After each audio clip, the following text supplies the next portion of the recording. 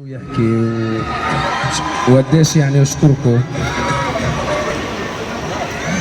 يسعد مساكم، اهلا وسهلا كل الموجودين معنا بجاليريا مول وكل مستمعين راديو هلا وبرنامج خليك زين.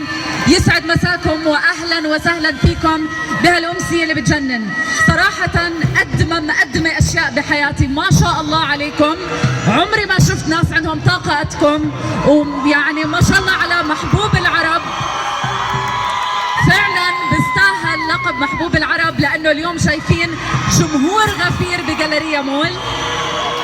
بنرحب فيكم جميعا. اليوم احنا بكل فخر برعايه من شركه زين موجودين معاكم من الساعه 4 لغايه الساعه 6.